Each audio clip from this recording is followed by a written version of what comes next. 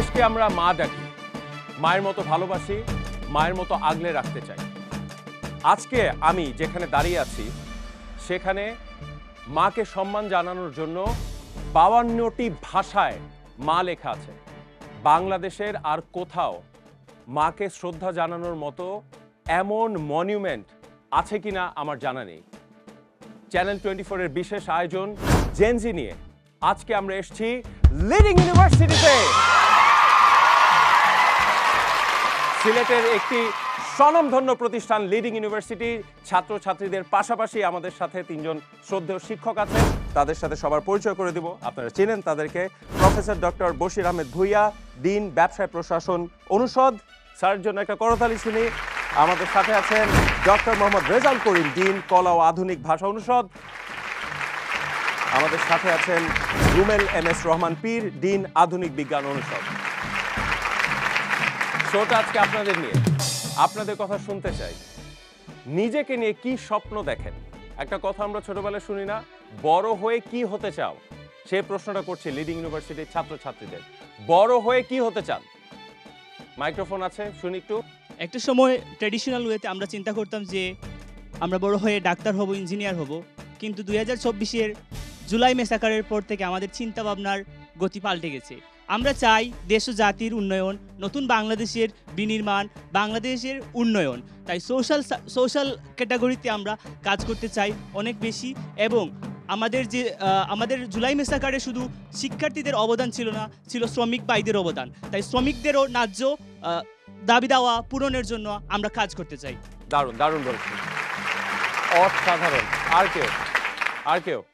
সিলেট চা অধ্যুষিত একটি এলাকা, তো আমরা চা শ্রমিকদের দুর্দশার কথা অনেকেই জানি। যেহেতু আমি ব্যবসায় প্রশাসন অনুষদের একজন শিক্ষার্থী, তো সেই হিসেবে আমি আশা রাখি ভবিষ্যতে চা শ্রমিকদের নিয়ে কিছু একটা করার, এবং আমার ডিসিপ্লিন থেকে একাডেমিয়া এবং পাশাপাশি রিয়েল লাইফে চা শ্রমিকরা যেন উন্নতির শিখরে যেতে পারে সেটা নিয়ে কাজ করার ইচ্ছা আছে। তাদের ভাগ্য উন্নয়নে কাজ করতে চান, দারুণ।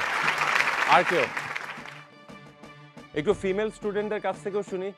আমরা সর্বপ্রথম একটা সুনাগরিক হতে চাই। সুনাগরিক না হলে আমরা আমার দেশকে এগিয়ে নিয়ে যেতে পারবো না। তো আমাদের প্রধান দায়িত্ব হচ্ছে গিয়ে আমরা আমার দেশকে যাতে এগিয়ে নিয়ে যেতে পারি, সেইভাবে আমরা যাতে কাজ করতে পারি। জি, সুনাগরিক হতে চাই।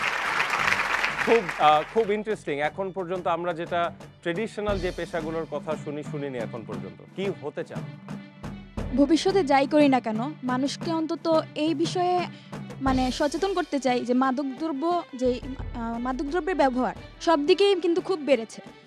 এবং এর জন্য আপনি যে বললেন যে ফিমেল সেফটির কথা, সেইটাও কিন্তু অনেকটা এফেক্টেড হয় মাদকদ্রব্যের ব্যবহার বাড়তির কারণে। সেজন্য যাই করি না কেন নিজের জায়গা থেকে সর্বোচ্চ চেষ্টা করব যাতে এটা নিবারণের জন্য কিছু একটা করতে পারি। এবং আমার মনে হয় প্রত্যেকে নিজ নিজ জায়গা থেকে এই দায়িত্বটা নেওয়া উচিত।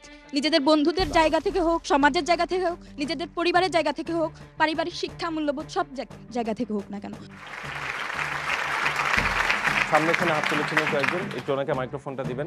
আমি একজন আইনের শিক্ষার্থী, সেই হিসাবে আমি আমার দেশের আইনকে এমনভাবে গড়তে চাই যে আমার দেশের আইন এলিটমুখী না হয়ে আমাদের জনসাধারণের মুখী হবে। আমাদের যারা শ্রমিক আছে, যারা সাধারণ জনতা আছে, আমরা যারা ছাত্রছাত্রী আছি, তাদের ক্ষেত্রে যেন আমাদের আইনটা আরও বেশি কার্যকরী হয়, সেভাবে আমাদের আইনকে গঠন করতে এবং আমাদের সংবিধানকে সেভাবে সংস্কার করতে সহযোগিতা করতে চাই।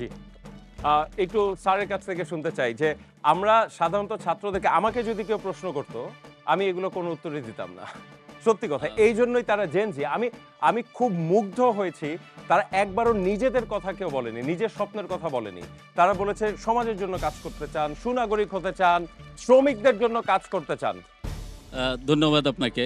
আমাদের ছাত্রদের থেকেই বুঝতে পারছেন আমরা লিডিং ইউনিভার্সিটি, আমাদের ইউনিভার্সিটির নাম হলো লিডিং। আসলে লিডিং ইউনিভার্সিটিতে আমরা টিচার, আমাদের স্টাফ অ্যান্ড আমরা ছাত্ররা মিলে একটা ফ্যামিলি। আমাদের লিডিং ইউনিভার্সিটি রাজনীতি মুক্ত একটা ক্যাম্পাস। স্পাইট অফ দ্যাট আমাদের স্টুডেন্টরা গত যে আন্দোলন হয়েছে বাংলাদেশকে স্বাধীন করার জন্য আমাদের ছাত্রদের একটি ভূমিকা ছিল। অর্থাৎ আমাদের ছাত্ররা রাজনীতি মুক্ত হইলেও তারা দেশের টোটাল উন্নয়নের আন্দোলনের সাথে তারা টোটালি সম্পৃক্ত। জি, ধন্যবাদ। একটু স্যার আপনার কাছে জানতে চাই, এই যে তাদের যে ভাবনা, আপনার কি মনে হয় যে এটা এই পরিবর্তনটা কেন হলো? ধন্যবাদ। আজকের এই অনুষ্ঠানের জেনজিদের অভিনন্দন জানাচ্ছি। এই জেনজি যে কি করতে পারে সেটা আমাদের সবাই জানেন, এটা আমরা অলরেডি অনুভব করেছি।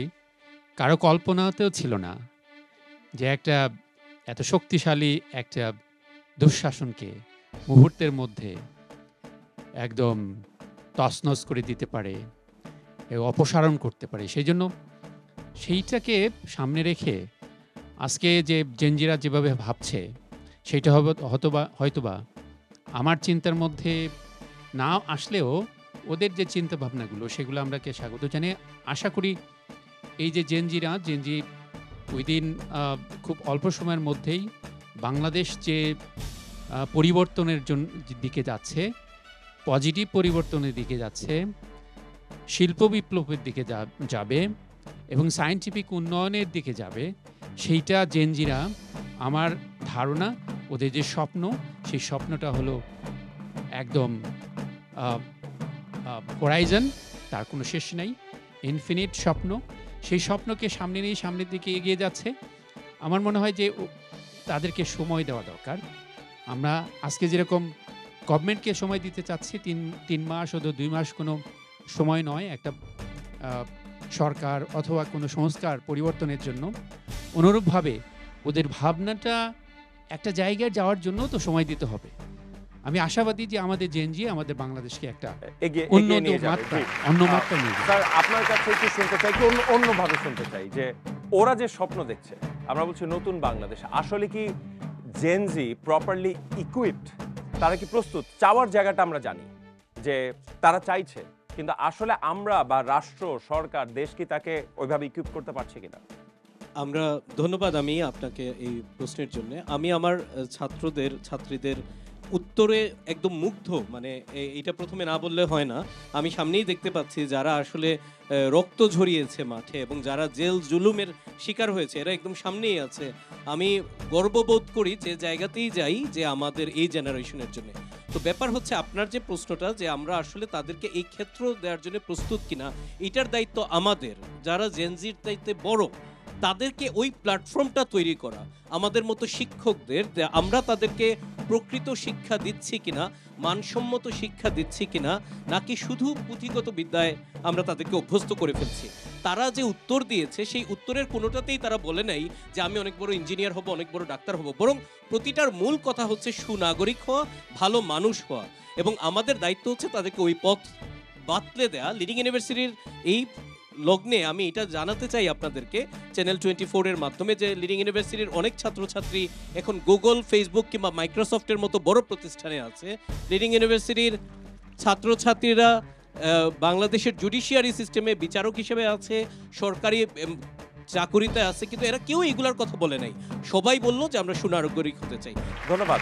একটা সময় যাদেরকে টিকটক জেনারেশন ডাকা হতো, তাদেরকে আজকে সবাই রীতিমতো সম্মান জানিয়ে কথা বলতে বাধ্য হচ্ছি আমরা। আমি জানতে চাই আপনারা নিজেরা কি করছেন? স্যার বললেন যে হ্যাঁ, রাষ্ট্রের দায়িত্ব আছে। জেনজিরা কি করছে? আমরা আন্দোলন করেছি, এখন আমরা ক্লাসরুমে ফেরত এসেছি। নিজেরা নিজেদের জায়গা থেকে সমাজ পরিবর্তনে, রাষ্ট্র পরিবর্তনে কি কি করছেন শুনতে চাই। কোনো ব্যক্তিগত উদ্যোগ, যে কোনো কিছু বা ভাবনা বা করতে চান সামনে একটু দিবেন, শুনি। আন্দোলনের পরে আমি আমার ফ্রেন্ড কয়েকজন মিলে একটা ফাউন্ডেশন রান করি, যেটার নাম হলো ইগনাইটিং স্মাইলস ফাউন্ডেশন। তো আমরা রিসেন্টলি যেটা দেখছি যে আমার আন্দোলনে যে ভাইরা আহত হয়েছেন বা যে বোনরা আহত হয়েছেন, তাদের প্রপার ট্রিটমেন্টটা হচ্ছে না বা হলেও যথোপযোগী না। তো আমরা নিজেরা ফান্ড কালেক্ট করে, যেমন রিসেন্টলি ধরতে পারেন সপ্তাহখানেক আগে বা 10 দিন আগে, আমরা আমাদের 3 জন আন্দোলনে আহত ভাইকে আমরা নিজ উদ্যোগে দেশের বাইরে থেকে ওই ফান্ড কালেক্ট করে তাদের হেল্প করার ট্রাই করছি। এদের মধ্যে অনেককেই দেখেছি যারা তাদের পায়ে এখনও পাত বসানো, পা অনেকের হয়তো পা আগের মতো হাঁটতে পারবেন না, অনেকের পা 2-3 সেন্টিমিটার ছোটো হয়ে যাবে, কিন্তু ওরা এখন হসপিটালে যে সাফারটা করতেছে, ওদের সাফারিংটা কিন্তু হসপিটালে শেষ না, ওদের পরবর্তী লাইফে মেইন সাফারিংটা শুরু হবে। তো আমরা তাদেরকে ফিনান্সিয়ালি হেল্প করার ট্রাই করতেছি। আমরা নিজে উদ্যোগ নিয়ে, আমি এবং আমার কয়েকজন ফ্রেন্ড নিয়ে আমরা চাচ্ছি এরকম উদ্যোগ আরও বাংলাদেশের আরও স্টুডেন্টরা নেই। দারুণ দারুণ। আর কে বা কিছু এরকম বড় কিছু নাও কিছু করছেন একদম ব্যক্তিগত পর্যায়ে, ভাবনার জায়গাটা শুনতে চাই। জুলাইয়ের পরে আমি মানে আসলে দেখতে পারি ইমার্জেন্সি রেসপন্স যে সময় হয়, ইমার্জেন্সি সিচুয়েশন আসে, তখন আসলে আমাদের খুব কম স্টুডেন্ট থাকে যারা মানে সমষ্টিগতভাবে আমরা এগিয়ে আসতে পারি। তো সেই ক্ষেত্রে আমি একটা অর্গানাইজেশন শুরু করি, ECRU, emergency crisis response unit, যারা হচ্ছে যে ইমার্জেন্সির সময় একটি মানে প্রশিক্ষণের মাধ্যমে সমষ্টিগতভাবে ইমার্জেন্সি ক্রাইসিসে এগিয়ে আসতে পারে। জি, দারুণ দারুণ। আর কেউ পিছে ব্যাক বেঞ্চাররা কথা বলবে না? একটা প্রবাদ আছে যে বন্যেরা বনে সুন্দর, শিশুরা মাতৃকুলে। তো শিক্ষার্থীরাও সেইভাবে ক্লাসরুমে বানায়। আমরা আন্দোলন করেছি, আন্দোলন করে দেশকে স্বাধীন করেছি। এখন আমাদের উচিত আমাদের যে কর্মক্ষেত্র সেখানে ফিরে আসে এবং নিজেদেরকে পরবর্তীর জন্য প্রস্তুত করা। আপনি প্রশ্ন করেছিলেন যে আমরা নিজেদের জায়গা থেকে এখন বাংলাদেশের উন্নয়নের জন্য, আমাদের সমাজের উন্নয়নের জন্য কি করছি। ছোটখাটো থেকে যে কোনো কিছু হতে পারে। তো আমি নিজের কথা যেটা বলবো যে আমি সবসময় চেষ্টা করি কোথাও যদি কোনো অনিয়ম দেখি তাহলে সেখানে কথা বলার, এবং যারা সেই অনিয়মটা করছে তাদের সাথে হচ্ছে প্রতিবাদ করার, এবং আশেপাশে যারা আছে তাদেরকে সচেতন করার। কোনো অনিয়ম আমরা মেনে নিতে পারবো না। এখন আপনাকে একটা উদাহরণ দিতে পারি। আমি গতকালকে একটা ফার্মেসিতে গিয়েছি এবং উনি আমাকে ডোজ হচ্ছে বাড়িয়ে দিয়েছে। যেই মেডিসিনটা দেওয়ার কথা ছিল, যেমন ধরেন আমার 5 mg ছিল, উনি আমাকে 10 mg দিয়ে দিয়েছেন। তো আমি আবার ক্রস চেক করে দেখলাম যে উনি বেশি 10 mg দিয়ে দিয়েছেন। তো সাথে সাথে আমি সেখানে প্রতিবাদ করার চেষ্টা করেছি এবং তাদেরকে বলেছি যে আপনি আমাকে কথা দিন যে আপনি এই ভুলটা করেছেন, আমি আপনাকে ক্ষমা করে দিব যদি আপনি আমাকে কথা দেন। এরপর থেকে আপনি যত মানে মানুষ আসবেন এবং আপনারা ওষুধ দিবেন তাদেরকে, আপনারা 2 বার করে ক্রস চেক করে দিবেন। এবং আমি তাদের এভাবে যত জায়গায় দেখি, অনেক জায়গায় আমি দেখি যে যেমন ধরেন বড় বড় সুপার শপে তারা কি করে, অনেক সময় দেখা যায় তারা একটা ক্লাসিফাই করে দেখে, মানুষের পোশাক আশাক দেখে তারা শ্রেণীটা প্রথমে চিহ্নিত করে এবং সেই শ্রেণী বুঝে ওনারা তাদের সাথে ওইভাবে ট্রিট করে। এরকম আমি অনেক সময় পেয়েছি। ওখানেও আমি চেষ্টা করেছি প্রতিবাদ করার এবং সব জায়গায় আমি চেষ্টা করি উচিত কথাটা বলার। এবং আমি হচ্ছে আপনার চেষ্টা করি যেটা, যে আমার মধ্যে যা যা ভালো আছে সেটা আমি মানুষের মধ্যে ছড়িয়ে দেওয়া, এবং মানুষের মধ্যে যা যা ভালো আছে তা যেন আমি নিতে পারি। স্যার দারুণ বলেছে। আপনার কাছে স্যার প্রশ্নটা, আপনার ছাত্ররা বলেছেন যে এখন সময় এসেছে ক্লাসরুমে ফিরে যাবার। এখন আপনার একজন ছাত্রী বলেছেন যে নিজের জায়গা থেকে 100 জনকে উদ্বুদ্ধ করেছেন। সব সময় যে আন্দোলন করতে হবে, রাস্তায় নামতে হবে, তাও তো ব্যাপারটা না। তাহলে তো স্যার এই সাইকেলে আমরা ঘুরতেই থাকবো। আপনি ঠিকই বলেছেন। আমাদের ছাত্র জনতা আন্দোলন করেছে, দেশ স্বাধীন করেছে। এখন তাদের ক্লাসরুমে এসে লেখাপড়া অধ্যয়ন করতে হবে। পাশাপাশি তাদেরকে প্রয়োজনে যখন দরকার হয়, যেমন আমাদের ছাত্ররা এখন এই যখন কোনো ক্রাইসিস দেখাতে সাথে সাথেই আগায় যায় বিভিন্ন ইউনিভার্সিটি থেকে, এটা করবে। কিন্তু পাশাপাশি আমাদের ছাত্রদেরকে পুরো পৃথিবীর উন্নয়ন করতে হলে আমাদেরকে দেখতে হবে আমাদের নেক্সট সেঞ্চুরি হলো নলেজ ওয়ার্কার সেঞ্চুরি। সুতরাং আমাদেরকে নলেজ ওয়ার্কার্স তৈরির জন্য আমাদেরকে কাজ করতে হবে এবং আমরা সবসময় শুধু অতীতকে ঘাঁটাঘাঁটি না করে ভবিষ্যতে যাতে আমাদের নেশন কোন দিকে আগাইতে পারে এর জন্য আমাদেরকে আমার মনে উপায় বের করতে হবে। যেমন ব্যাপকভাবে এখন আমাদের ছাত্রদেরকে এই উন্নয়নে আগায় নেওয়ার জন্য আমাদেরকে রাষ্ট্রীয়ভাবে, প্রাতিষ্ঠানিকভাবে আমাদের বিভিন্ন এলাকা ভিত্তিক ইউনিভার্সিটিগুলোতে আমাদেরকে ফ্যাসিলিটেটিং এনভায়রনমেন্ট এখন তৈরি করা দরকার। যেমন আমি একটা উদাহরণ দেই, আমরা অনেকেই বলি যে বিচার বিভাগের স্বাধীনতা। বিচার বিভাগের স্বাধীনতা বলতে আমরা একেবারে উপরের লেভেলে বিচারক নিয়োগ থেকে শুরু করে এটা ফার্স্ট শুরু হবে হলো FIR তৈরি করা থেকে, ফার্স্ট ইনভেস্টিগেশন রিপোর্ট। সেখান থেকে পুরোটাই স্বাধীন হইতে হবে, তাইলে আমাদের স্বাধীনতা আসবে।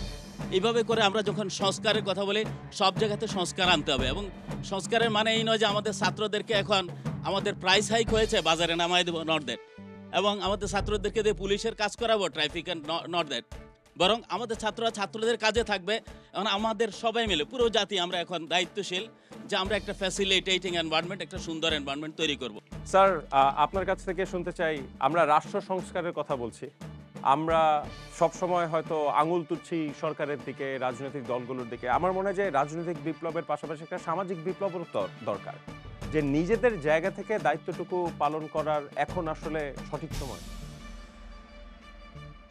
আপনি ঠিকই বলেছেন যে এখন জেনজিরা যে পথটা আমাদেরকে দেখিয়েছে সেই ধারাবাহিকতায় আমাদেরকে সামাজিক যে সংস্কারগুলো সেগুলো করার সময় এখনই। আমাদের ব্যক্তিগতভাবে আমাদের চিন্তা করতে হবে, এবং প্রাতিষ্ঠানিকভাবেও আমরা যদি কোনো লিমিটেশনস যদি থাকে সেই জায়গাগুলো আমাদের নিজেরা উদ্যোগী হয়ে সেই জায়গাগুলো সংস্কার করতে হবে বলে আমি মনে করি। সাথে সাথে জেনজিরা এটা অনুভব করছে, আমরা অনুভব করছি, জেনজিদের সাথেই আমরা সবসময় থাকছি।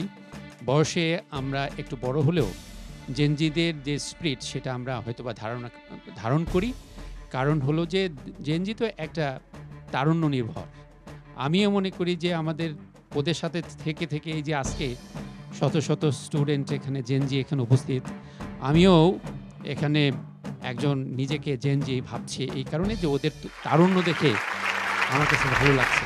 আমি কাজ করতে চাই ওদের সাথে, সংস্কার করার অনেক প্রয়োজন আছে। জি স্যার, আপনার কাছে শুনতে চাই সেক্ষেত্রে শিক্ষা প্রতিষ্ঠানের ভূমিকা কতটা জরুরি? ধন্যবাদ আবারও। শিক্ষা প্রতিষ্ঠানেই আমার মনে হয় যে আমাদের এই যে জেনারেশন জি যারা, তারা সবচেয়ে বেশি সময় কাটায় তাদের বাসায় কিংবা মা বাবার সাথে। তারা যতটুকু সময় পায় তার চাইতে তারা কিন্তু বেশি সময় কাটায় তাদের শিক্ষা প্রতিষ্ঠানে, হয়তোবা ক্লাস ওয়ার্কের কারণে, প্রজেক্ট ওয়ার্ক কিংবা বন্ধু বান্ধবের সাথে বিভিন্ন ফাংশনাল অ্যাক্টিভিটিজের কারণে। শিক্ষা প্রতিষ্ঠানের কাজ হচ্ছে তাদের সকল ন্যায্য দাবিগুলোর সাথে সংহতি প্রকাশ করা। সব কিছু হয়তো বা ইমিডিয়েটলি সলভ না করা সম্ভব হতে পারে, বাট ওই জিনিসগুলোকে সংশোধন করার জন্য একটা রোড ম্যাপ তৈরি করা। কিছু কিছু জিনিস আছে যেটা হয়তো বা খুব স্বল্প মেয়াদে সম্ভব, কিছু মধ্যমেয়াদে এবং কিছু দীর্ঘমেয়াদে। তাদের নৈতিক অবস্থানটাকে মজবুত করার জন্য আমরা যদি কাজ করতে পারি, বিশেষত যারা শিক্ষকরা আছেন, আপনি শিক্ষা প্রতিষ্ঠান বলতে যেখানে বলছেন, আমি স্পেসিফিক বলবো শিক্ষকদের একটা দায়িত্ব হচ্ছে প্রতিটা ক্লাসে পড়ালেখার পাশাপাশি অনেক সময় দেখা যায় যে আমরা লাস্টে 5 মিনিট হয়তো বা পড়ানোটা শেষ, আমি ক্লাস থেকে চলে আসছি, ওই সময় যদি চলে না এসে আমি তাকে মানবিক গুণাবলী সম্পর্কে বলি কিংবা কোনো যদি সামাজিক দায়বদ্ধতা সম্পর্কে আমি তাদেরকে যদি বলি, তাদের মধ্যে ওই স্পিরিটটা যদি আবারও আনতে পারি, ধরে রাখাতে পারি, আমার মনে হয় সমাজে পরিবর্তন আসবে। আমি দেখেছি আমাদের জেনারেশন খুব কথা বলতে পারে, কাজে কম বিশ্বাসী, কিন্তু বর্তমান যে জেনারেশন জেড, তারা কথা কম বলে কিন্তু অনেক বেশি কাজ করে ফেলে। তো এটার জন্য আমি তাদেরকে রেসপেক্ট করি। আমাদের সুযোগ আছে তাদেরকে দিয়ে ওই কাজগুলা করিয়ে নেওয়া, যেখানে নেতৃত্বটা তারাই দিবে, আমরা হয়তোবা ওই জায়গাতে তাদেরকে অনুপ্রেরণা দিতে পারি। ধন্যবাদ স্যার। সংস্কারের কথা শুনছি, পরিবর্তনের কথা শুনছি, একটা বড় সমস্যা বেকারত্ব। বেকারত্ব সমস্যা সমাধানে অবশ্যই সরকার কিন্তু নতুন নতুন কর্মসংস্থানের সুযোগ তৈরি করছে, কিন্তু আমরা জানি যে এই জেনারেশন অনেক উদ্যোগী, তারা নিজেদের অনেক উদ্যোগ নিয়ে কাজ করে, ইনোভেশন বলি, এন্টারপ্রেনিয়রশিপের কথা বলি। কে নিজেদের ব্যবসা করতে চান? আমি আসলে গ্রামে আমার জন্ম, গ্রামে বেড়ে ওঠা। আমি আসলে বাংলাদেশ একটা কৃষি প্রধান দেশ। আমি এগ্রিকালচার সেক্টরে কাজ করতে চাই এবং এগ্রিকালচারের যে ফুডগুলো উৎপাদন করে এবং বাজারজাত করতে চাই, এটাই আমার মূল লক্ষ্য। ভালো। আর পিছে আপনার পিছে একজন ছিল, হাত তুলেছিলেন, উদ্যোক্তা হতে চান? আমি দেশের ট্যুরিজম নিয়ে কাজ করতে চাই, যেমন হোটেল, রিসোর্ট এগুলো আছে। তবে আমার সরকারের প্রতি একটা দেশের বেকারত্বের হার কমানোর জন্য একটা পরামর্শ আছে, সার্ভিস ইন্ডাস্ট্রি নিয়ে কাজ করার। আমাদের একটা পরিসংখ্যান জেনে রাখা উচিত যে আগামী 10 বছরের মধ্যে সার্ভিস ইন্ডাস্ট্রি পৃথিবীর 1 নম্বর প্রথম স্থানে চলে আসবে। আর একই সাথে আমাদের এটাও জানা রাখা উচিত যে আমাদের দেশের জনসংখ্যার অধিকাংশই বেকার। তাই সরকার যদি এই বেকারদের প্রশিক্ষিত করে সার্ভিস ইন্ডাস্ট্রির এই সুযোগটাকে কাজে লাগাতে পারে, তাহলে আমাদের দেশের বেকারত্বের সংখ্যা কমবে। যেহেতু আপনি সংস্কারের কথা বলেছেন, সেক্ষেত্রে আমার সংস্কারের কথা বলতে আমি রাজনৈতিক সংস্কারের কথাটা বলতে চাই। আমি লোকাল পলিটিক্সটাকে অবজার্ভ করেছি, যদিও আমি লোকাল পলিটিক্সের সাথে ইনভলভ না। লোকাল পলিটিক্সে যে জিনিসটা হয়, চাটুকারিতার একটা বা অয়েলিং আমাদের ভাষায় ওই রকম একটা চর্চা আছে। সেই চর্চার কারণে আমাদের যারা স্টুডেন্ট পলিটিক্সের সাথে জড়িত তারা এক ধরনের বেকার হয়ে যায়। বেকার ওই অর্থে আমি বলতেছি যে তারা তাদের ফুললি পটেনশিয়ালটা মিট করতে পারতেছে না, তাদের যে লিডারশিপ স্কিল আছে ওইটা করতে পারতেছে না, কারণ তারা অন্য একজনের নিচে, ধরেন এ পার্টির A1 নেতার সাথে জড়িত, সে হচ্ছে C1। সো অনেক স্তরে, সেজন্য পলিটিক্সটাকে আরও একটু কম্পিটিটিভ করতে হবে। আমাদের পলিটিক্সটা হচ্ছে প্রতিহিংসা পরায়ণ, আর এই যে হিংসাত্মক রাজনীতি এবং এই চাটুকারিতার রাজনীতি থেকে বেরিয়ে আসতে হবে। কারা কারা আশাবাদী যে আমাদের যে রাজনৈতিক দলগুলো আছে 5ই অগস্টের পরে তাদের মানসিকতার পরিবর্তন হবে, রাজনৈতিক সংস্কৃতি পরিবর্তন হবে? কারা কারা আসলে বিশ্বাস করে? জবাবদিহিতা না থাকার কারণে আমাদের যে দুর্নীতি বা আপনার ধরেন যে ব্যাংক ব্যবস্থার একটা লুটপাট সব কিছুই হয়েছে শুধুমাত্র জবাবদিহিতার অভাবে। তো আমরা এখানে একটা কজ ইয়ে করতে পারি যে থট হচ্ছে আমাদের থটটা ওই রকম না যে আমরা জবাবদিহিতা করতে চাই বা করার কোনো বাধ্যবাধকতা হয়তো আছে বলে আমরা মনে করি না। তো এক্ষেত্রে হয়েছে আমরা যদি ইসলামী অনুশাসনটা আমরা বাস্তবায়ন করতে পারি বা প্রতিষ্ঠিত করতে পারি, আমরা মনে করি যে একজন মানুষের অন্তরে যদি আল্লাহ বা সৃষ্টিকর্তার ভয় থাকে বা পরকালে জবাবদিহিতার ভয় থাকে, তাইলে সে অবশ্যই জবাবদিহিতার যে চর্চা আছে ওইটা করতে পারবে। ওকে, ভালো বলেছেন। আর কেউ রাজনীতি করতে চান? শুনি একটু, কেন রাজনীতি করতে চান? আমার রাজনীতি করতে চাওয়ার মূল কারণ হচ্ছে সংস্কার। কোন ধরনের সংস্কার? সামাজিক এবং আত্মিক। আমরা বাংলাদেশের সমসাময়িক পরিস্থিতিতে দেখতে পাচ্ছি মানুষ ধর্ম নিয়ে এবং নিজের বিশ্বাস নিয়ে খুব বেশি আবেগপ্রবণ। আমি চাই বাংলাদেশের এই পরিস্থিতি, যে পরিস্থিতিতে ধর্ম দ্বারা মানুষকে বিভিন্নভাবে নানানভাবে প্রচলিত করা হচ্ছে, চালিত করা হচ্ছে, অনেক সময় ভুল দিকেও চালিত করা হচ্ছে। আমরা জানি ধর্মীয় দাঙ্গা সৃষ্টি করা বাংলাদেশে খুবই সহজ। আজকে আমি একজনের সাথে আরেকজন খুব সহজেই একটা ধর্মীয় দাঙ্গা সৃষ্টি করতে পারবো এবং রাজনৈতিকভাবে ধর্মকে ব্রিটিশ আমল থেকেই কুক্ষিগত করে পুঁজি করে এই বিষয়টা নিয়ে সমাজে সবাই সবার অধিকার ফলাচ্ছে, কর্তৃত্ব ফলাচ্ছে। আমি চাই রাজনীতি থেকে এই জিনিসটা মুছে যাক, মানুষের বিশ্বাস এবং ভয়কে কেন্দ্র করে নয়, মানুষের ভালোবাসাকে কেন্দ্র করে রাজনীতি করতে চাই। তো কিভাবে করবেন সেই পলিটিক্সটা, আমি সেটাই জানতে চাই। কিভাবে আপনার শুরুটা কিভাবে হবে, পরবর্তী পদক্ষেপটা কি? আমি ব্যক্তিগতভাবে বলতে চাই, আমি আইনের ছাত্র এবং আইনের ছাত্র হিসেবে আমি যেহেতু আগামীতে আইন সম্পর্কে আরও জানবো, অবগত হব, আমি সেইভাবেই সমাজকেও আইন সম্পর্কে জানতে আগ্রহী করতে চাই। কিছুক্ষণ আগে একজন বললেন সংবিধানের কথা। বাংলাদেশের সংবিধান সম্পর্কে জানে না এমন অনেক শিক্ষার্থী আছে, এমন অনেক মানুষ আছে যারা বাংলাদেশের সাধারণ যে আইনগুলো জানা উচিত সেই আইনগুলো সম্পর্কে সচেতন নয়, কিভাবে কি করা উচিত সেভাবে সচেতন নয়। সেই সব বিষয়ে সবাইকে সচেতন করে তুলতে হবে এবং সবাইকে সচেতন করতে হবে নিজের রাজনৈতিক অধিকার সম্পর্কে, আমাদের ভোটাধিকার সম্পর্কে। দেখছেন চ্যানেল 24 এর বিশেষ আয়োজন জেনজি। আজকে আমরা এসেছি সিলেটের লিডিং ইউনিভার্সিটিতে। আমরা একটা বিরতি নিব, আমাদের সাথে থাকবেন। চিকিৎসা এবং শিক্ষা যদি আমরা উন্নয়ন করতে না পারি তাহলে আমরা কোনোদিনও এগিয়ে যাব না, পৃথিবীর সাথে আমরা কোনোভাবেই তাল মেলাতে পারবো না। নির্ভয়ে কথা বলার স্বাধীনতা, এইটা আমরা কি বজায় রাখতে পারবো? আপনার দেশে মানুষ নাই, আপনি রেমিটেন্স কার জন্য পাঠাবেন? গণমাধ্যম অনেক সময় ভুল তথ্য প্রকাশ করে। কমেন্টে যাও, ওইখানে গিয়ে ক্লিক করো, দেন কবিতা পড়ো, সব কিছু পড়ো, কোট করো, দেন যে আমি জানবো না অমুক মানুষটি মারা গেছে।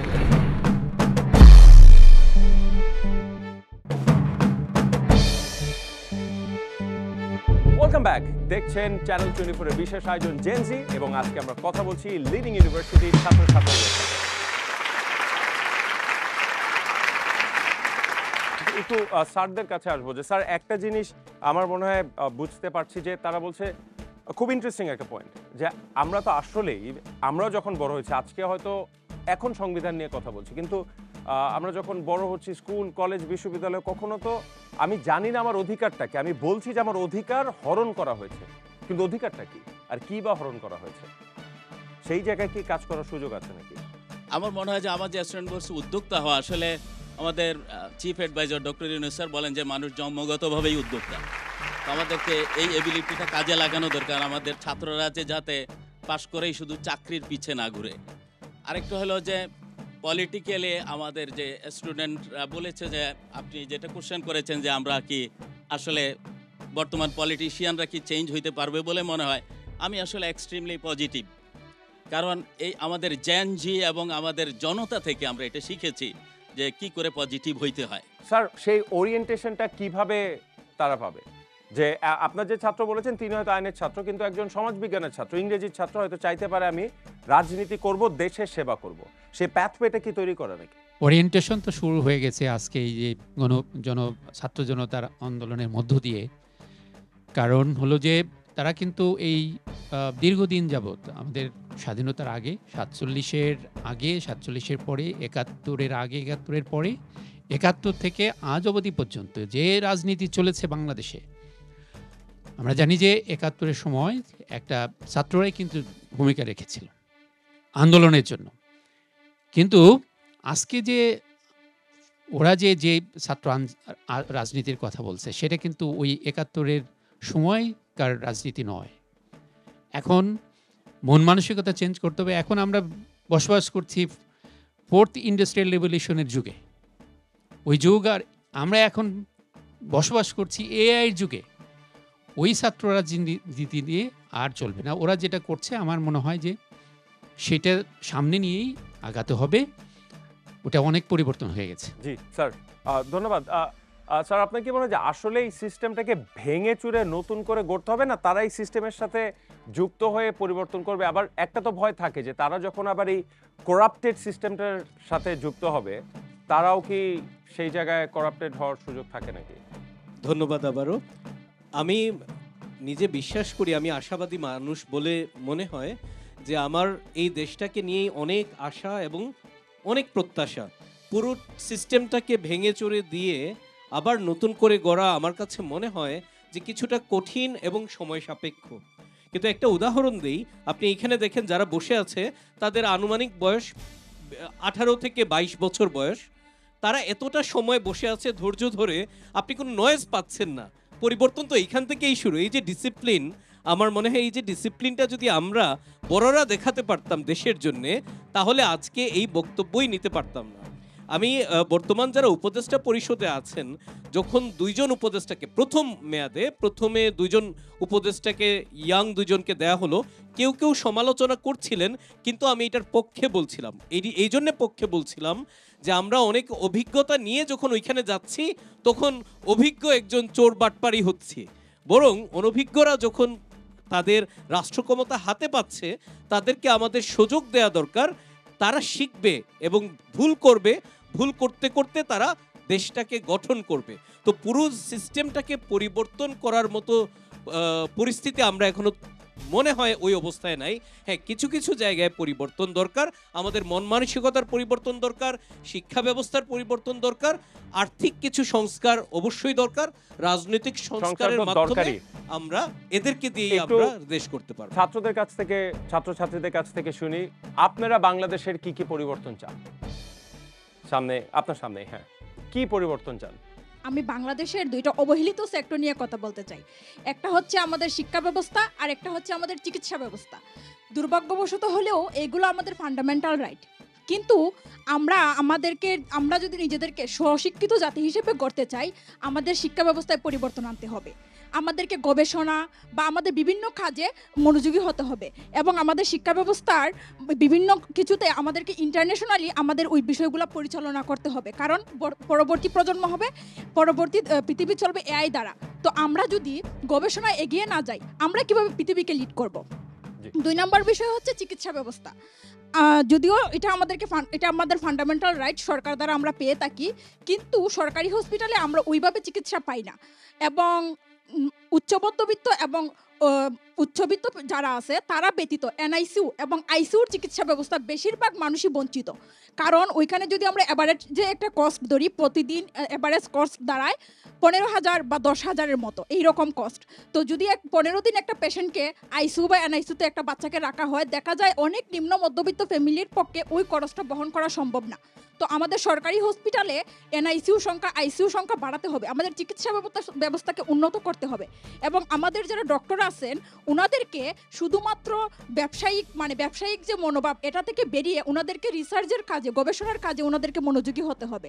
এতে আমরা পরবর্তীতে বিভিন্ন উন্নত চিকিৎসা পেতে আমাদের জন্য সহজলভ্য হবে। কারণ বিদেশ থেকে ওই চিকিৎসাগুলো পেতে আমাদের অনেকটা ব্যয়বহুল হয়, যেটা আমাদের অনেক মধ্যবিত্ত ফ্যামিলির জন্য সম্ভব না। 2 নম্বর আরেকটা বিষয় হচ্ছে যে দুর্নীতি। শিক্ষা ব্যবস্থা এবং চিকিৎসা ব্যবস্থায় প্রচুর দুর্নীতি। বিশেষ করে আপনি উসমানী মেডিকেলের উদাহরণ ধরেন, ওইখানে দেখা যায় একটা গ্রামের মানুষ আসলে ঠিকমতো চিকিৎসাই পায় না, কারণ ওইখানে দালালে ভরপুর। একটা হসপিটালে একটা সরকারি বেড, সে ওই দালালকে হয়তো 200 বা 300 বা ওয়ার্ড বয়কে 400 বা 500 টাকা দিয়ে ওই ওয়ার্ড বয়ের কাছ থেকে তাকে বেডটা কিনতে হয়। কেন কিনতে হবে? এটা তো ফ্রি বেড, কেন সে টাকা দেবে? ওই দুর্নীতিটা আমাদেরকে বন্ধ করতে হবে। কারণ চিকিৎসা এবং শিক্ষা যদি আমরা ঠিকভাবে উন্নয়ন করতে না পারি, তাহলে আমরা কোনোদিনও এগিয়ে যাব না, পৃথিবীর সাথে আমরা কোনোভাবেই তাল মেলাতে পারবো না। অসাধারণ যে কথাটা বলেছেন এই কথাটাই শুনতে চাচ্ছিলাম। আর একটু শুনতে চাই, কি সংস্কার চান? গণমাধ্যম, আইনি ব্যবস্থা, লিডিং ইউনিভার্সিটির সংস্কার, ক্রিকেট টিমের সংস্কার, কি সংস্কার চান? মানে কোনো সংস্কারই ছোট না। আসবো আপনার কাছে, ফেরত আসবো, শুনে আসি। বিচার বিভাগ টোটালি স্বাধীন হওয়া দরকার, বিচার বিভাগের সম্পূর্ণ স্বাধীনতা দরকার। প্লাস হইতেছে আমাদের জনগণের সাথে পুলিশের সম্পৃক্ততা অনেক বেশি, তো পুলিশকে যাতে কোনো সময় সরকার ইউজ করতে না পারে, ওই জায়গা থেকে পুলিশকে কিভাবে স্বাধীন করা যায় এই জিনিসটা একটা জিনিস। সেকেন্ডটা হইতেছে আমাদের কালচারের এগেনস্টে যেই জিনিসগুলো যায়, আমাদের দেশের এগেনস্টে যেই ন্যারেটিভগুলো কাজ করতেছে, এর এগেনস্টে আমরা আমাদের ডিফেন্ড করার জন্য অথবা আমাদের অবস্থান ক্লিয়ার করার জন্য আমরা একটা কাউন্টার ন্যারেটিভ, ওইটা হচ্ছে জাতীয়ভাবে এস্টাবলিশ করা, যেটা হচ্ছে আমাদের মানে এই জেনারেশনটা সবার মধ্যে এই জিনিসটা থাকবে। তারপর থার্ড পয়েন্টটা হইতেছে রাজনৈতিক দলগুলা আন্দোলন যেই সময়টাতে হয়েছিল ওই সময়টাতে আমরা সবাই একসাথে কাজ করছি, বাট যেটা দেখা গেছে আন্দোলনের পরে এখন হচ্ছে রাজনৈতিক দলগুলো ওদের চাহিদা হইতেছে ক্ষমতায় যাওয়া, এর জন্য যত তাড়াতাড়ি পসিবল নির্বাচন দেওয়া, মানে এইটা হচ্ছে ওদের ইন্টেনশন। তো আমাদের হচ্ছে এমন কোনো দল কি গড়া যায় যারা হচ্ছে ক্ষমতায় যাওয়া তাদের মূল উদ্দেশ্য হবে না। আমরা জুলাই অভ্যুত্থানে সবাই দেশের সব মানুষের কথা চিন্তা করে যেভাবে আন্দোলনে নামছিলাম, এই জন্য ওই গ্রুপটা হচ্ছে শুধুমাত্র দেশের মানুষের যেই দিকটাতে ভালো হয়, লাভ হয়, ওইটা হচ্ছে ওইটার জন্য কাজ করবে। তো এই চেঞ্জটা আমি চাই। জি, আর কি একটু শুনি। সংস্কারের দিক দিয়ে আমি প্রথমত যেটি মনে করি, প্রতিটি ব্যবস্থাকে সংস্করণের পূর্বে আমাদেরকে মোরালিটিটাকে কিংবা আমাদের নৈতিকতাটাকে পরিবর্তন করতে হবে। যখন আমাদের নৈতিকতা পরিবর্তন হয়ে যাবে তখন শিক্ষা ব্যবস্থাকেও কোনো নৈতিকভাবে কেউ দুর্নীতিগ্রস্ত হবে না, কিংবা স্বাস্থ্য খাতেও আপনি যেটি বলছিলেন যে তখন আর আমি যেটিকে আমার অধিকারটা তা আমাকে টাকা দিয়ে পাওয়া লাগবে না। এই যখন আমরা নৈতিকভাবে উন্নতি করতে পারবো তখন আমরা বাংলাদেশে এমন পাবো না যে ধর্মীয় সেন্টিমেন্টকে কাজে পুঁজি করে কেউ রাজনীতি করতেছে, বরং সেই সেন্টিমেন্টকে কাজে লাগিয়ে আমরা দেশ তৈরিতে কাজে লাগাতে পারবো। আমি যদি বর্তমান বাংলাদেশ 2.0কে আমি যদি ধরি একটি মানুষ হিসাবে, একটি বডি হিসাবে, তাহলে আমি শুধু জেনজি দ্বারা পরিচালিত হতে চাই না, বরং আমি সেই মানুষের হার্টটি হচ্ছে জেনজি, সেই মানুষের হার্ট হবে জেনজি, সেই মানুষের ব্রেনটি হবে আমাদের শিক্ষক মণ্ডলী, এবং তাদের চোখটি হবে আপনাদের মতো ধন্যবাদ।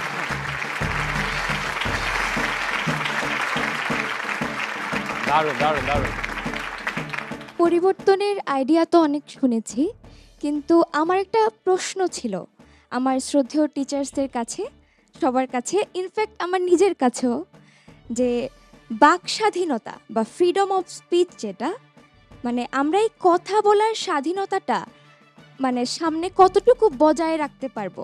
কারণ একটা সময় আমরা দেখেছি যে আমরা যখনই কোনো একটা গ্রুপ বা কোনো একটা সিস্টেমের বাইরে গিয়ে আমরা কথা বলতে চেয়েছি, আমাদের মুখ বন্ধ করে দেওয়া হয়েছে। মানে এই যে সংখ্যাগরিষ্ঠের যে মতামত, এটা কতটুকু প্রায়োরিটি পাবে আমাদের জেনজিদের কাছে? আমরা কথা বলার স্বাধীনতা কিন্তু পাচ্ছি, এই যে আমরা কথা বলছি, কিন্তু এই নির্ভয়ে কথা বলার স্বাধীনতা, এইটা আমরা কি বজায় রাখতে পারবো কিনা, এটাই আমার কোশ্চেন। এখন নির্ভয় বলছেন, এখন বলছেন নির্ভয়। হ্যাঁ, আমি কথা বলছি, কিন্তু এই যে হয়তো বা কিছু মানুষের কাছে আমার কথাগুলো হয়তো বা কখনো কখনো পছন্দ না হতে পারে, কিন্তু এই কথা বলার পরে আমি কি নির্ভয় বাসায় যেতে পারবো কিনা, এই মানে এই যে নির্ভয়টা আমার থাকবে কিনা, এইটাই হচ্ছে এই সংকোচটা আপনি চান না। হ্যাঁ হ্যাঁ।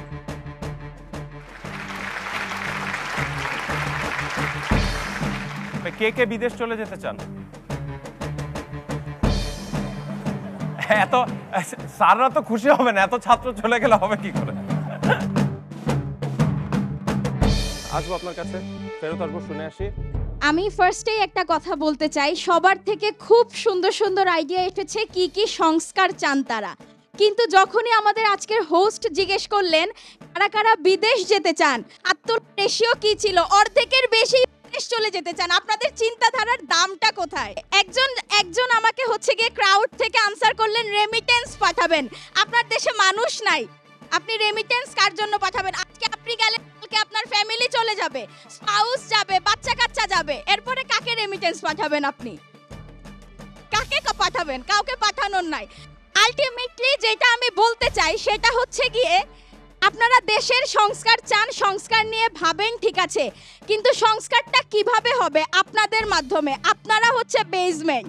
আপনাদের মেন্টালিটি সংস্কার করুন, তাইলে দেশের সংস্কার হবে, না হয় এই চিন্তাধারা দিয়ে কোনো উন্নতি হবে না।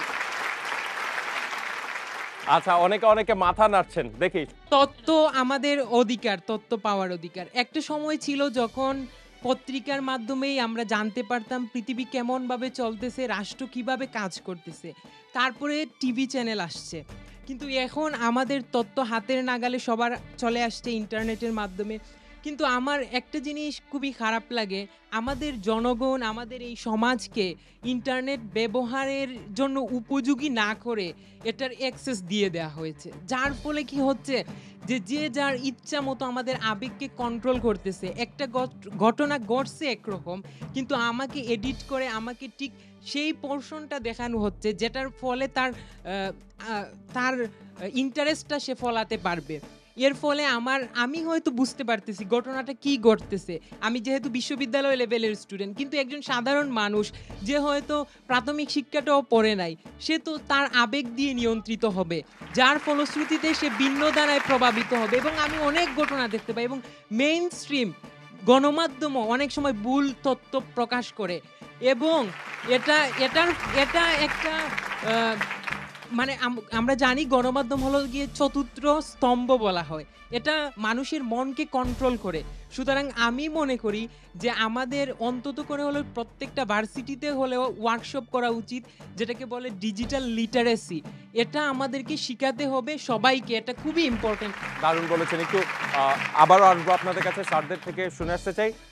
ডিজিটাল লিটারেসির কথা বলেছেন, ফ্যাক্ট চেকিং এর কথা বলেছেন, এবং দারুণ একটা কথা বলেছেন যে উনি বিশ্ববিদ্যালয়ের ছাত্র, উনি হয়তো বুঝতে পারছেন যে ঘটনাটা মিথ্যা বা নিউজটা ফেক। এবং এটাও সত্যি যে অনেক সময় দেখা যায় যে যাদেরকে আমরা একদম মেইন স্ট্রিম মিডিয়ার কথা বলি, তারাও কিন্তু এই ধরনের কাজ করেছে, এটা সত্য। তো সেই ক্ষেত্রে দারুণ একটা কনসেপ্ট দিয়েছেন যে এই ডিজিটাল লিটারেসির জায়গাটা আরও কাজ করার সুযোগ আছে নাকি?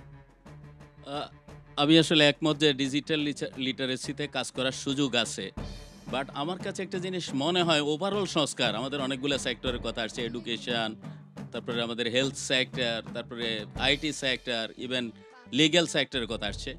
আমার মনে হয় যে সব কিছুর মূলে যেটা, সেটা হলো accountability, transparency, right governance as well as the patriotism. These are very much essential. এগুলো আসলে আমার মনে হয় যে অনেক কিছুই কন্ট্রোল হয়ে যাবে।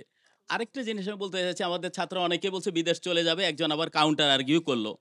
ইন বিটুইন আমার মনে হয় যে এখানে একটা ফ্যাসিলিটেটিং এনভায়রনমেন্ট দরকার।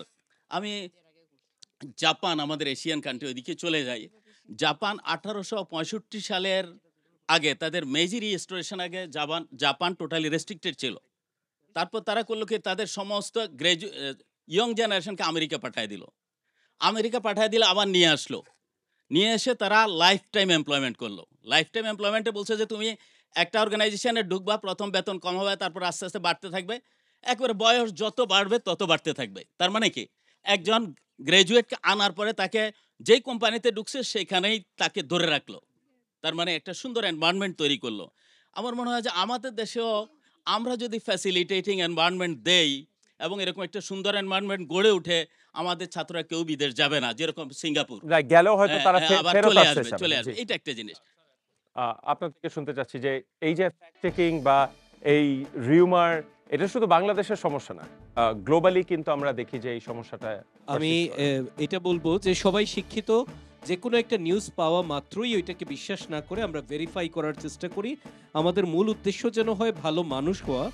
আমি এই প্রসঙ্গে জাস্ট 1 মিনিটে আমি বলবো, ভালো মানুষের সংজ্ঞাটা কি? ওই মানুষ যে নিজের কাজটুকু ঠিকমতো করে, অন্যের কোনো কাজে, ভালো কাজে বাধা দেয় না। আমি দেশের বাইরে পড়াশোনা করার সুযোগ হয়েছিল, ওইখানে দেখেছি দেশকে নিয়ে কেউ তেমন একটা কথা বলে না। আমরা প্রচুর দেশকে নিয়ে কথা বলি, কিন্তু আমার যে কাজটা, আমার কাজটা আমি ঠিকমতো করি না। তারা দেশকে নিয়ে কথা বলে না, কিন্তু নিজের কাজ ঠিকমতো করে অটোমেটিক্যালি দেশটা ভালো হয়।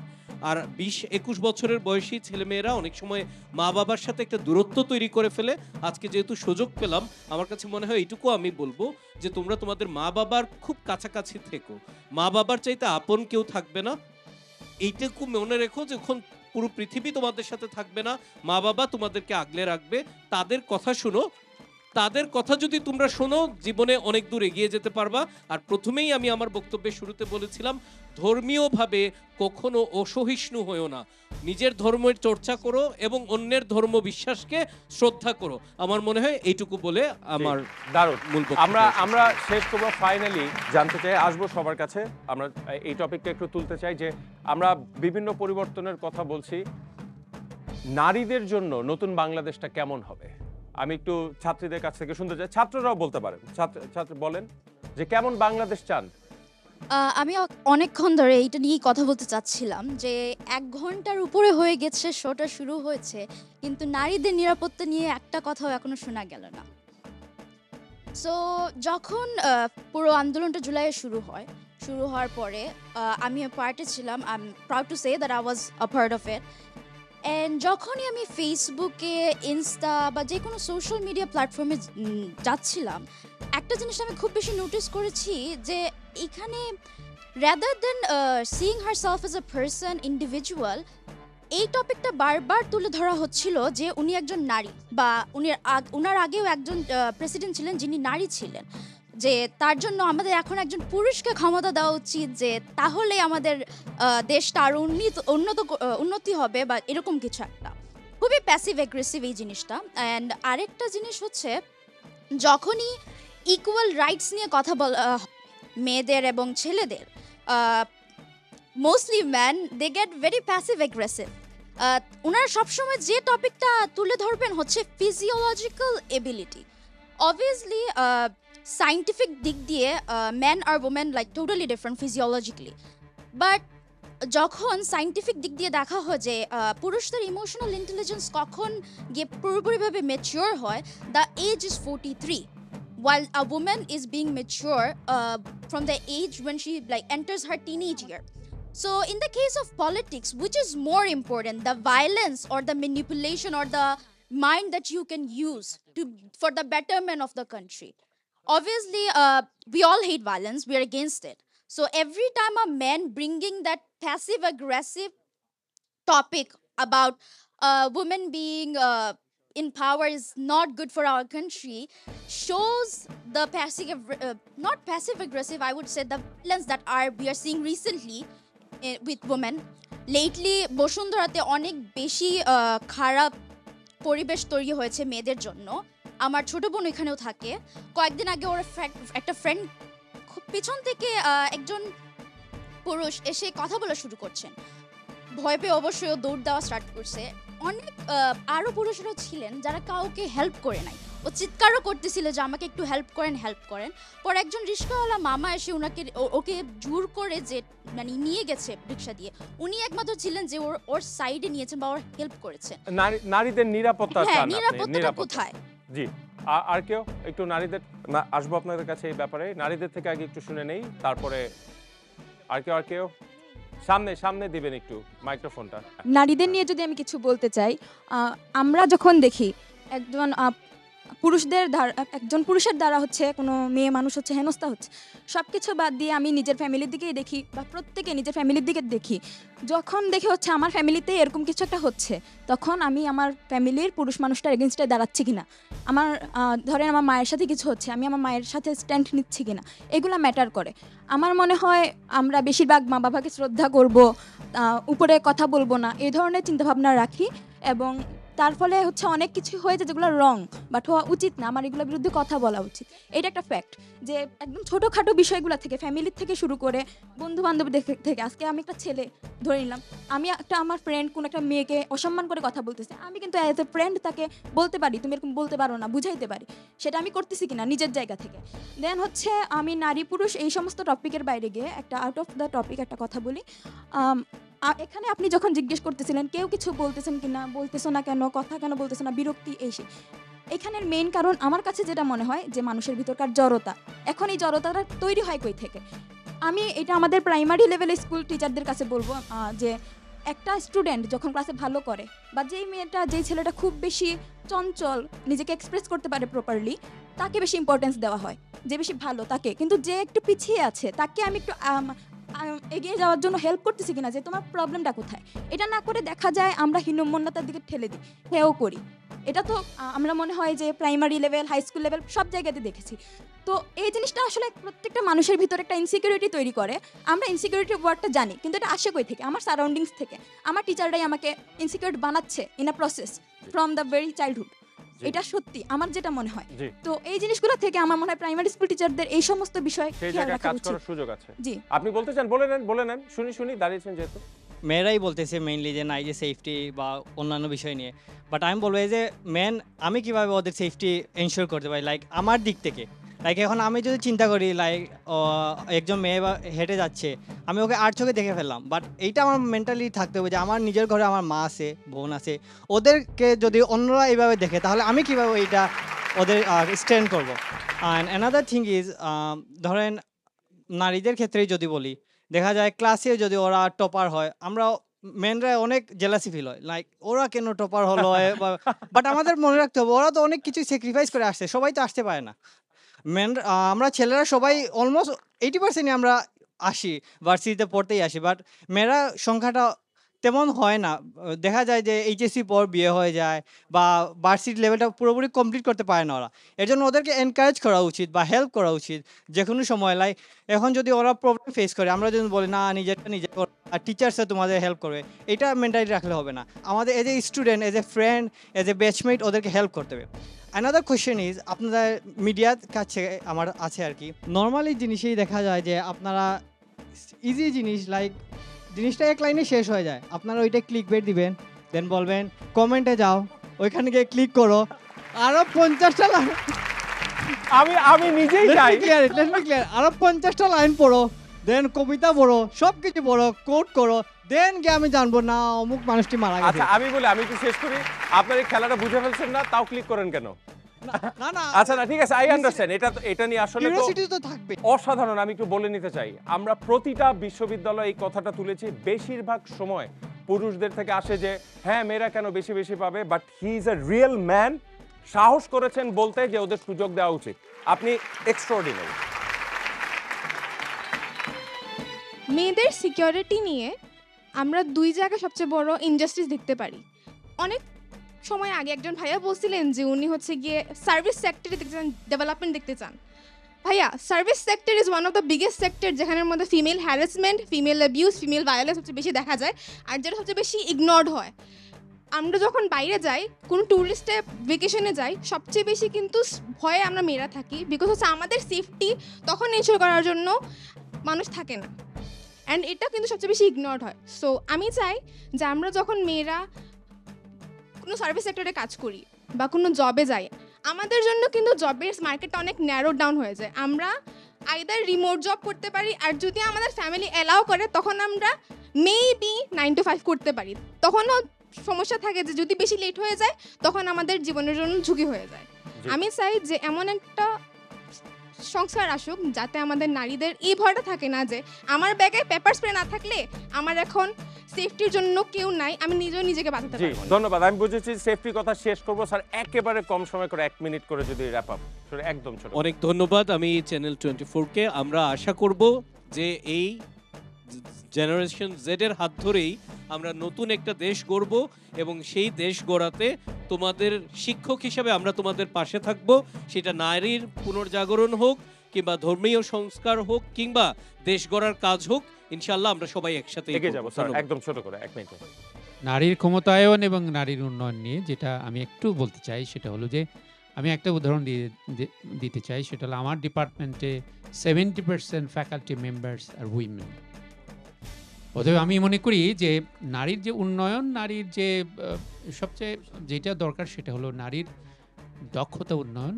সেটা কিন্তু অনেক দূর এগিয়েছে বাংলাদেশে, এবং এই দক্ষতা যখন উন্নয়ন হবে নারীর মুক্তি তখনই সম্ভব হবে যখন সে নিজে এম্পাওয়ার্ড হবে, নিজে ইনকাম করবে, তার মূল্য অটোমেটিক্যালি বেড়ে যাবে, পুরুষ বাধ্য হবে তাকে শ্রদ্ধা করতে। জি ধন্যবাদ স্যার। স্যার একেবারে ছোট করে। জি ধন্যবাদ। আমার মনে হয় যে মেয়ে এবং পুরুষ আসলে এটা গড গিফটেড। আল্লাহ তাআলা পুরুষদেরকে, এটা গবেষণা থেকে বেরিয়ে এসেছে যে পুরুষরা বাই নেচার অ্যাগ্রেসিভ আর মেয়েরা বাই নেচার কমপ্লায়েন্স। তারা খুব নরম এবং যে কোনো একটা এনভায়রনমেন্টকে পক্ষে নিয়ে আসতে পারে। তো মনে হয় গুণ সবারই আছে। এখন কথা হলো মেয়ে এবং পুরুষ মিলে আমাদেরকে একটা কেয়ারিং সোসাইটি ডেভেলপ করতে হবে। ধন্যবাদ। আজকে শেষ করছি। আর সব বিশ্ববিদ্যালয়ের মতো এখানেও জেনজিরা স্বপ্ন দেখাচ্ছে বাংলাদেশ এগিয়ে যাবে, তাদের সব বাধা তারা উতরাবে এবং এগিয়ে নিয়ে যাবে সেই স্বপ্নের বাংলাদেশের জন্য। শেষ করছি, সবাই ভালো থাকবেন।